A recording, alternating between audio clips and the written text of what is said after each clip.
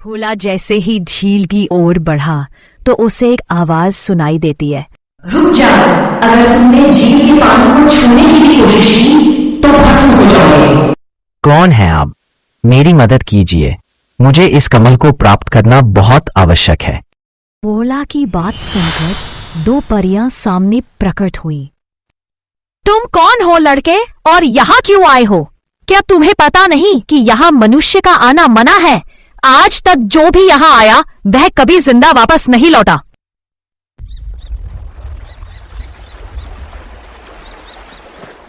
बहुत समय पहले की बात है। घने जंगलों और ऊंचे पहाड़ों के बीच बसा एक शांतिपूर्ण गांव स्वर्णपुर था। यहाँ के लोग सीधे साधे और मेहनती थे। सारे गांव के लोग मिलजुल कर रहा करते थे। उनकी आय का मुख्य स्रोत थी एक नदी जो उनके गांव से होकर बहती थी। सारा गांव इसी नदी पर निर्भर था। नदी से मछलियां पकड़ना, खेतों की सिंचाई करना, सब कुछ इसी नदी से होता था। स्वर्णपुर बहुत ही सुंदर और हरियाली वाला गांव था। इसी गांव में रहता था भोला, जो बड़ा ही शांत, सभ्य और दिल का अच्छा था। अरे भोला, सुबह सुबह जाल लेकर कहाँ जा रहे हो भाई? नदी किनारे जा रहा हूं भाई, मछलियां पकड़ने। तुम भी चलोगे क्या? अरे नहीं भाई, मुझे खेत में आज काम है। भोला रोज नदी के किनारे मछलियां पकड़ने जाता और फिर उन्हें बाजार में बेचता था। उनसे जो भी पैसे मिलते उसी से उसका गुजारा चलता था।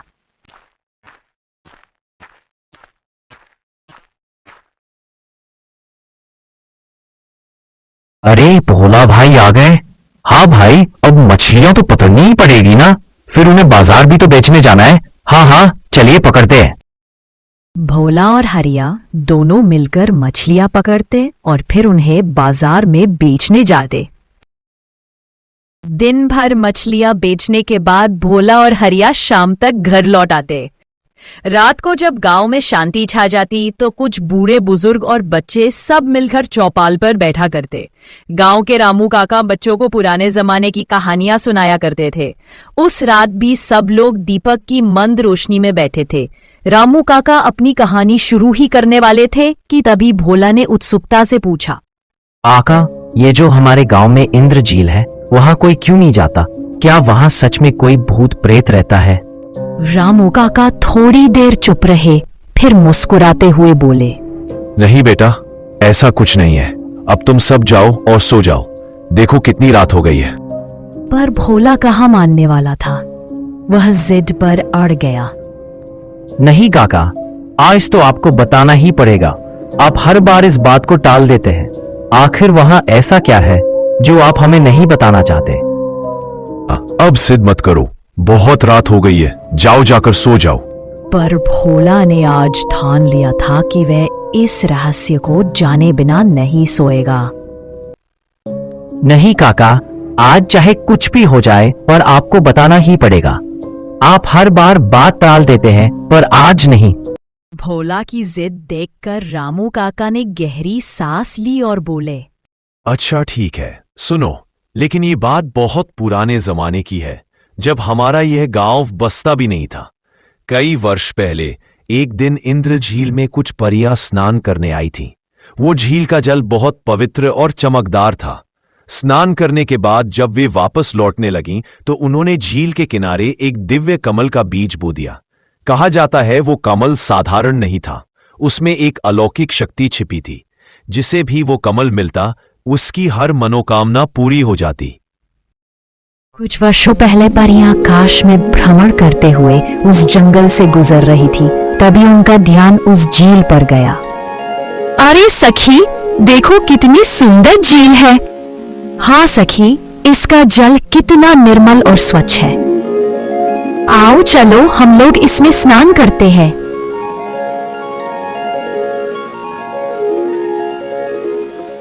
दोनों परियां झील में स्नान करने लगती हैं। वाह सखी, इस झील में तो स्नान करके तन और मन दोनों शुद्ध हो गए। हाँ सखी, पृथ्वी लोक पर मैंने पहली बार ऐसी झील देखी है। अब हम यहाँ रोज स्नान करने आया करेंगे। हम यहाँ अपने परीलोक का दिव्य कमल इस झील में बोएंगे ताकि झील का पानी उसके दिव्य सुगंध से महक उठे। तुम ठीक कह रही हो सखी। परियों ने वहां एक रहस्यमयी बीज बोया जिससे एक चमकता हुआ कमल प्रकट हुआ जिसकी रोशनी चारों ओर फैल रही थी। इसके बाद परियां वहां से चली गई।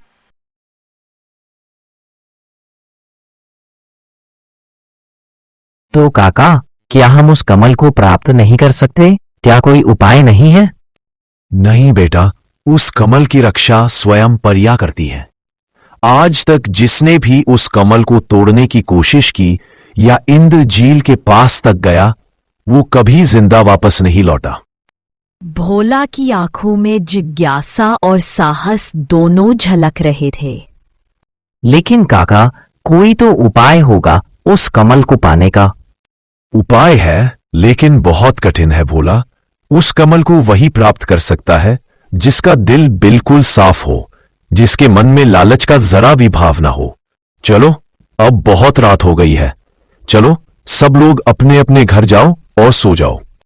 धीरे धीरे सब लोग उठकर अपने घरों की ओर चले गए, पर भोला के मन में अब एक ही बात घूम रही थी। अगली सुबह सब कुछ सामान्य लग रहा था। गांव के लोग अपने अपने कामों में व्यस्त थे। कोई खेत की ओर जा रहा था, कोई मवेशियों को चारा डाल रहा था। धीरे धीरे समय बीतता है, पर किसी को भी यह आभास नहीं था कि गांव पर एक बड़ा संकट धीरे धीरे उतर रहा है। कई महीनों से बारिश नहीं हुई थी। धरती की नमी सूख चुकी थी और खेतों की फसलें मुरझाने लगी थी। गांव के तालाबों और कुओं का पानी धीरे धीरे कम होने लगा। यह असर सिर्फ लोगों पर ही नहीं, बल्कि झीलों और नदियों में रहने वाले जीव जंतुओं पर भी पड़ रहा था। हवा में सूखे की गंध थी और हर चेहरे पर चिंता की लकीरें उभर आई थीं। एक दिन हरिया मछलियां पकड़ने नदी की ओर जाता है तो देखता है कि नदी की सारी मछलियां मरी पड़ी है। हाय राम, ये क्या हुआ? सारी मछलियां तो मरी पड़ी है। हरिया घबराकर दौड़ते हुए गांव में आता है और चिल्लाने लगता है। अरे गजब हो गया सरपंच जी। अरे क्या हुआ रे हरिया, क्यों चिल्ला रहा है? सरपंच जी, मैं नदी के किनारे मछलियां पकड़ने गया था तो मैंने देखा कि सारी मछलियां नदी के किनारे मरी पड़ी हैं। क्या सारी मछलियां? हाँ भाई, हाँ। अगर विश्वास नहीं हो तो चलकर अपनी आंखों से देख लो। गांव के सभी लोग सरपंच जी के साथ नदी पर जाते हैं। वहां का दृश्य देखकर सब हैरान रह जाते हैं। नदी की सारी मछलियां मरी पड़ी थीं। पता नहीं किसकी नजर लग गई हमारे गांव को। काफी समय से गांव में बारिश नहीं हुई। अब इसका प्रभाव इस नदी पर भी पड़ने लगा। नदी का जल स्तर कम होने के कारण जल में रहने वाले जीव पानी के अभाव से मर रहे हैं। इसका जल्द से जल्द कोई उपाय करना पड़ेगा, नहीं तो अगर ऐसा ही चलता रहा तो गांव में पीने के लिए भी पानी नहीं बचेगा। सब लोगों ने मिलकर तय किया कि कल गांव में एक बैठक बुलाई जाएगी जिसमें इस संकट से बचने के उपाय किए जाएंगे। अगले दिन सब लोग एक साथ इकट्ठा होते हैं। आज हम सब यहां अपने गांव पर आई इस संकट के उपाय के लिए इकट्ठा हुए हैं। हमें जल्द से जल्द इस समस्या का उपाय करना पड़ेगा क्योंकि हमारे पास ज्यादा समय नहीं है। हाँ सरपंच जी, आप सही कह रहे हैं। जिस तरह से जल स्तर लगातार कम हो रहा है, मुझे लगता है अगर ऐसा ही चलता रहा तो आने वाले कुछ ही समय में हमारा गांव रेगिस्तान में बदल जाएगा। नहीं, हम ऐसा बिल्कुल नहीं होने देंगे। कुछ भी करके हमें इस समस्या का उपाय करना ही होगा। पर हम करेंगे भी क्या? मुझे तो कुछ समझ नहीं आ रहा। हमें ऐसे निराश होकर इतनी जल्दी हार नहीं मान लेनी चाहिए। रामू काका, आप इस गांव के सबसे बुजुर्ग हैं। अब आप ही इस समस्या का कोई उपाय बताइए। अब इस समस्या से बचने का उपाय केवल एक ही व्यक्ति बता सकता है। वो कौन है काका? हमारे जंगल में एक गुफा है जहां एक साधु बाबा कई वर्षों से तपस्या कर रहे हैं। अब केवल वही हैं जो इस समस्या का हल बता सकते हैं। हमें उनके पास ही जाना चाहिए। तो ठीक है, यह तय रहा कि हम सब कल सुबह ही उस गुफा की ओर चलेंगे।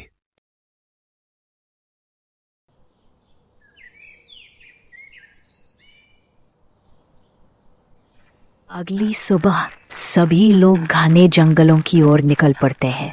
सब लोग जंगलों को पार करते हुए आगे बढ़ रहे थे।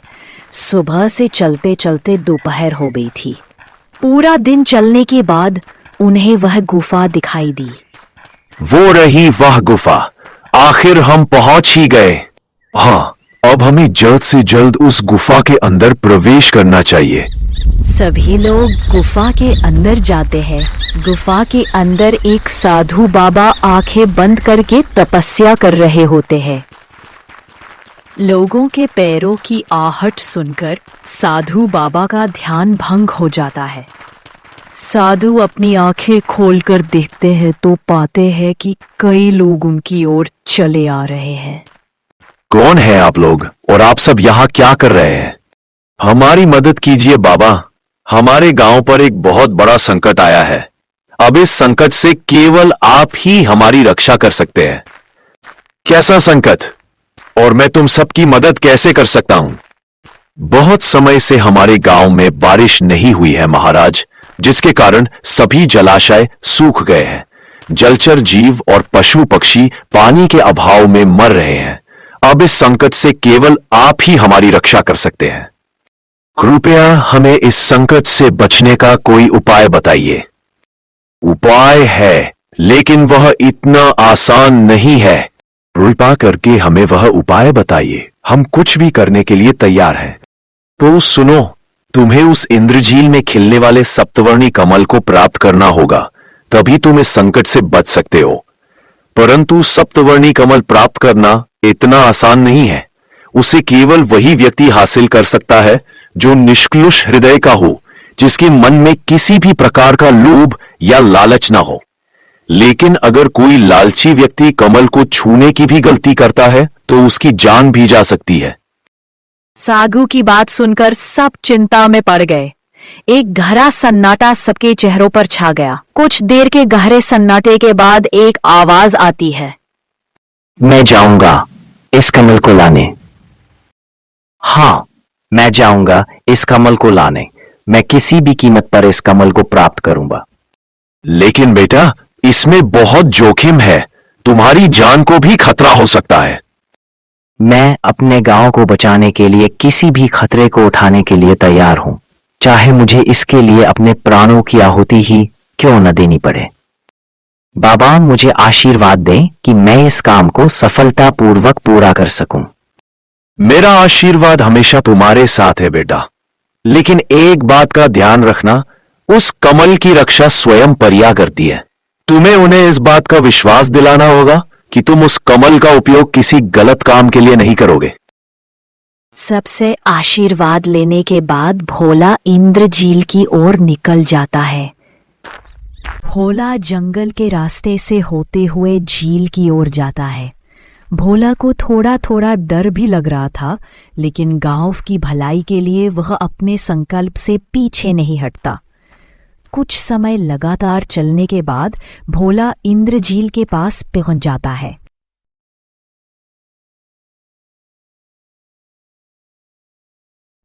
हाँ, यही है वह सप्तवर्णी कमल जिसे मुझे प्राप्त करना है। भोला जैसे ही झील की ओर बढ़ा तो उसे एक आवाज सुनाई देती है। रुक जाओ, अगर तुमने झील के पानी को छूने की भी कोशिश की तो भस्म हो जाओगे। कौन है आप? मेरी मदद कीजिए। मुझे इस कमल को प्राप्त करना बहुत आवश्यक है। भोला की बात सुनकर दो परियां सामने प्रकट हुई। तुम कौन हो लड़के, और यहाँ क्यों आए हो? क्या तुम्हें पता नहीं कि यहाँ मनुष्य का आना मना है? आज तक जो भी यहाँ आया वह कभी जिंदा वापस नहीं लौटा। मुझे पता है, लेकिन हमारे गांव स्वर्णपुर पर बहुत ही बड़ी समस्या आ गई है। इसी संकट के उपाय के लिए मुझे यह सप्तवर्णी कमल चाहिए। हम कैसे मान ले लड़के कि तुम सच बोल रहे हो? अगर तुम सच बोल रहे हो और तुम्हें यह कमल चाहिए तो तुम्हें हमारी 2 परीक्षाएं देनी होंगी। मैं कोई भी परीक्षा देने के लिए तैयार हूँ। एक बार फिर सोच लो, कहीं तुम गांव वालों की भलाई के लिए अपनी ही जान न गंवा बैठो। मैंने सोच लिया है, मुझे अपनी जान की परवाह नहीं है। आप मेरी परीक्षा ले लीजिए। तो ठीक है, तैयार हो जाओ। परी ने जादू की छड़ी घुमाई तो खीर से भरा हुआ 2 कटोरा भोला के सामने प्रकट हुआ। ये 2 कटोरों में खीर है, एक में जहर मिला हुआ है और दूसरे में अमृत। तुम्हें सही कटोरे का चुनाव करके इस खीर को पीना होगा, लेकिन याद रखना, अगर तुमने गलत कटोरा चुना तो तुम्हें अपने प्राणों से हाथ धोना पड़ेगा। भोला ने पहला कटोरा उठाया और सारी खीर पी गया। फिर उसने दूसरा कटोरा उठाया और उसे भी पी गया। ये सब देखकर परियां हैरान रह गई और बोली, भोला, तुम सच में साहसी और नेक दिल इंसान हो। जब मैंने तुम्हें कहा कि एक कटोरे की खीर में जहर है, फिर भी तुमने दोनों कटोरों की खीर पी ली। तुम्हें डर नहीं लगा? मुझे पता था कि दोनों कटोरों में से किसी में भी जहर नहीं है, क्योंकि आप दोनों अच्छी परियां हैं। आप मेरी बेवजह जान क्यों लेंगी? और अगर इसमें जहर होता भी तो मैं अपने गांव की रक्षा के लिए जहर भी पी लेता। भोला की बात सुनकर परियां भोला से बहुत प्रसन्न हुई। वाह भोला, तुम तो सच में बहुत बहादुर हो। अब तुम दूसरी परीक्षा के लिए तैयार हो जाओ। इस झील में तुम्हें 3 कमल दिख रहे हैं, जिनमें से केवल एक ही असली है। तुम्हें इनमें से सही कमल का चुनाव करना है। अगर तुमने गलत कमल चुना तो सारे कमल गायब हो जाएंगे। क्या तुम इस परीक्षा के लिए तैयार हो बोला? हाँ, मैं तैयार हूं। मुझे लगता है दाईं ओर वाला कमल ही असली है, क्योंकि उसमें दिव्य चमक है और उसके आसपास तितलियां भी मंडरा रही हैं।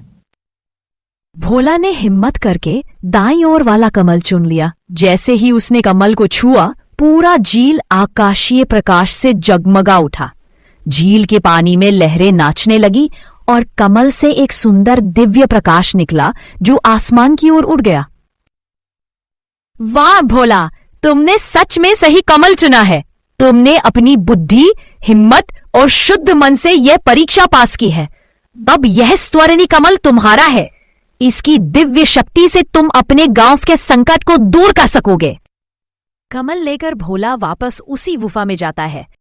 गांव के सभी लोग अब भी वहीं बैठे उसका इंतजार कर रहे थे। जैसे ही उन्होंने भोला को देखा, सबके चेहरों पर खुशी की लहर दौड़ गई। ये लो बाबा, मैं ले आया सप्तवर्णी कमल। इसे अपने पास ही रखो बेटा, और तुम सब लोग अपने गांव जाकर इस दिव्य कमल से वर्षा के लिए प्रार्थना करो। वर्षा अवश्य होगी।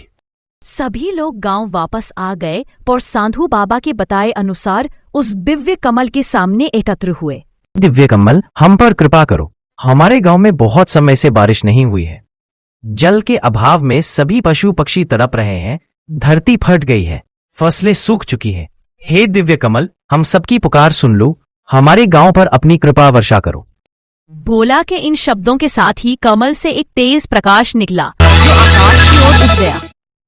क्षण भर में आकाश में काले बादल छा गए, बिजली कड़कने लगी और मूसलधार वर्षा शुरू हो गई। लोग खुशी से चिल्लाने लगे। पूरा गांव बारिश में भीगता हुआ नाच उठा, मानो प्रकृति ने फिर से जीवन लौटा दिया हो। इस तरह भोला के दृढ़ विश्वास और साहस से वर्षा फिर से हरा भरा हो गया। हरिपुर नाम का एक गांव था। उसी गांव में हीरा नाम का एक कुम्हार रहता था। वह मिट्टी के बर्तन, खिलौने और दिए बनाता था। हीरा दिन भर मेहनत करता और दिए बनाता, फिर उन्हें बाजार में बेचने जाता। लेकिन आज के मॉडर्न जमाने में उसके मिट्टी के बने खिलौने और बर्तन बहुत कम लोग खरीदते थे। किसी तरह उसका घर का गुजारा चलता था। उसके 2 छोटे छोटे बच्चे और पत्नी उसकी राह देख रहे थे। पूरा परिवार सुबह से भूखा था, किसी ने कुछ नहीं खाया था।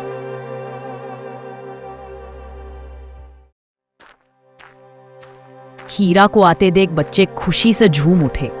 माँ, बाबा आ गए, बाबा आ गए। लेकिन हीरा का उतरा हुआ चेहरा देखकर उनकी मुस्कान धीमी पड़ गई। हीरा का उतरा चेहरा देखकर मीना समझ गई कि आज भी दिए नहीं बिके। हीरा ने जेब से 3 सिक्के निकाले और मीना के हाथ में रख दिए। मीना, बाजार से थोड़ा राशन ले आओ, बच्चों ने सुबह से कुछ नहीं खाया है।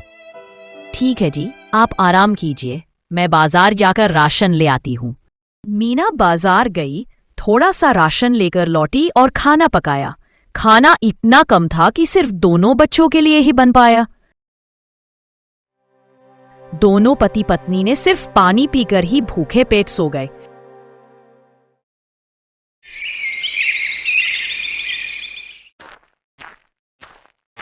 अगली सुबह हीरा फिर से बाजार गया। वह पूरे दिन अपनी दुकान पर बैठा रहा और देखता रहा कि दिवाली आने वाली है। लोग अपने घरों को सजाने के लिए इलेक्ट्रिक लड़ियां, लाइटें और रंग बिरंगी चीजें खरीद रहे थे, लेकिन हीरा की दुकान पर एक भी ग्राहक नहीं आया। कोई भी मिट्टी के दिए और खिलौने खरीदने नहीं आ रहा था।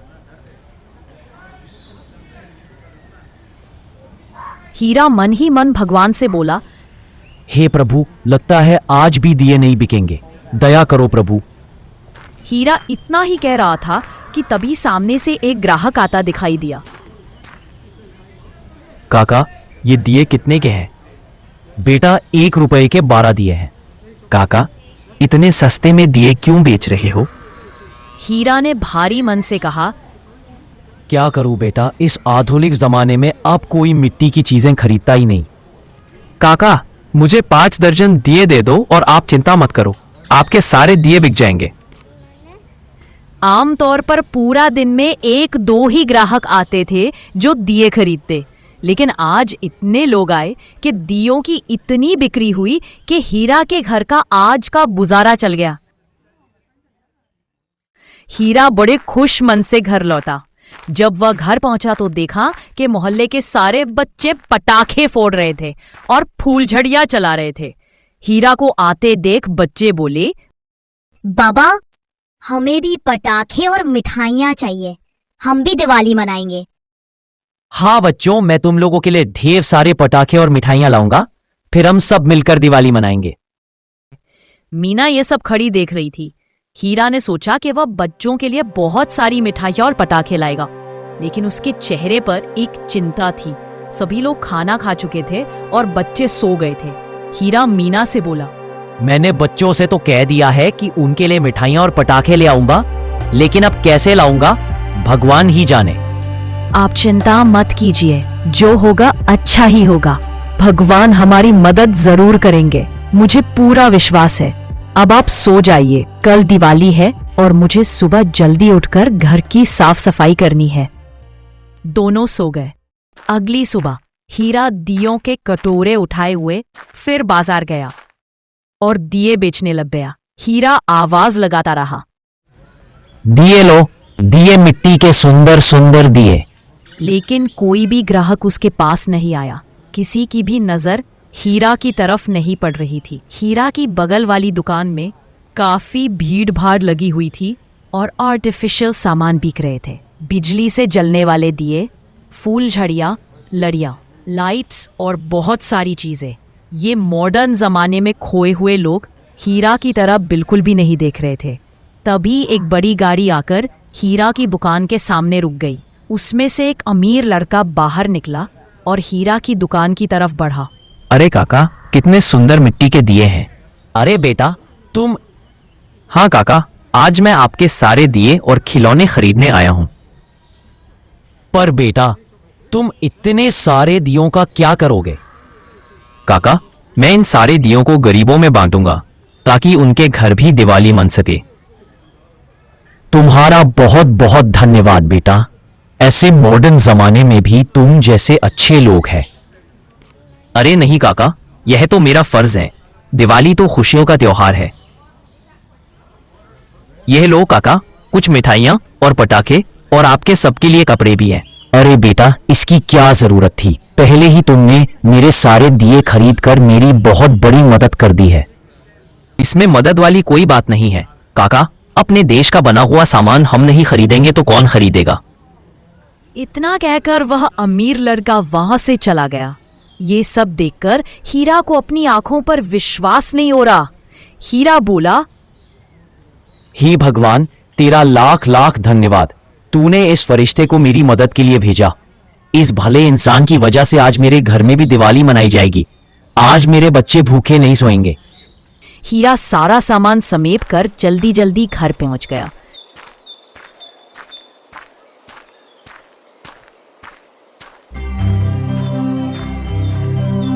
अरे मीना, बच्चे कहाँ हो? मैं तुम्हारे लिए मिठाइयाँ और कपड़े ले आया हूँ। इतना सुनकर बच्चे खुशी से झूम उठे। मीना बोली, अरे वाह, आज सारे दिए बिक गए। हीरा ने कहा, हाँ भाग्यवान, एक लड़का आया था, उसने सारे दिए खरीद लिए। हीरा बाजार में हुई सारी घटना मीना को बताने लगा। मीना बोली, देखा जी, मैं ना कहती थी कि भगवान हमारी मदद जरूर करेंगे। हीरा बोला, ये सब उन्हीं की कृपा से हुआ है। फिर सभी एक साथ मिलकर खुशियों के साथ दिवाली मनाई।